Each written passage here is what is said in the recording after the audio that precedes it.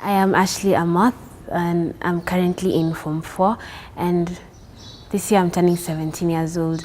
I came to Precious Blood Secondary School in 2013 at around 20th February, and the midterm was the following week.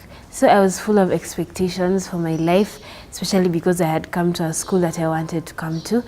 And when I went back home during the midterm, I lost my mom like 2 days during the midterm, and it devastated me. It's like my world came crashing down before my very eyes. And when I came back to school, things were not the same. It was actually worse because I felt the absence of my family and my siblings, and it made the situation worse.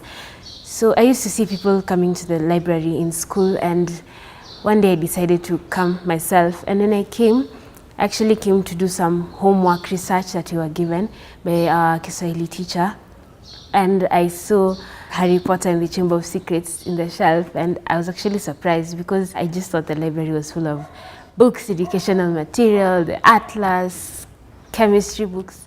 But I saw this book and it fascinated me because when I was at home, even when I was still with my mom, we used to read this book and she loved it and I loved it as well. I borrowed the book actually in that weekend, and when I started reading it again, it gave me a new perception towards it. I used to just love the fantasy part of it and how Harry Potter was the hero of everyone.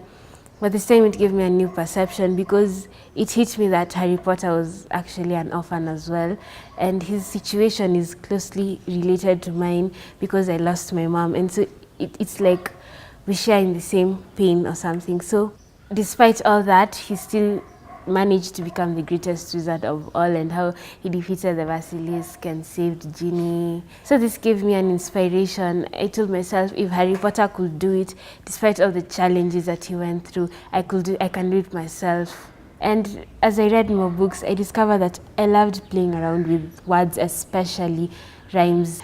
Last year in February 2015, a competition was held. It's called the Nico 15 competition.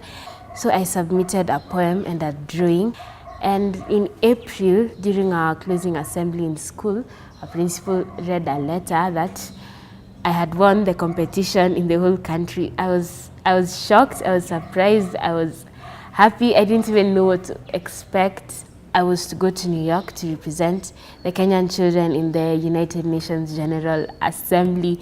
It's just mentioned an assembly, and at some point you just feel blank and dizzy, and then you come back and it hits you, Ashley, you're going to New York to represent children. I was able to interact with Malala, and she inspired me because she won the Nobel Peace Prize for fighting for the education of the youths in the world, especially in her country. And this inspired me to also represent the youths in the country and in the world in general, so that I can be able to raise their standards. The library has inspired me and helped me to grow in my journey with art and poetry because of the books that are in the library.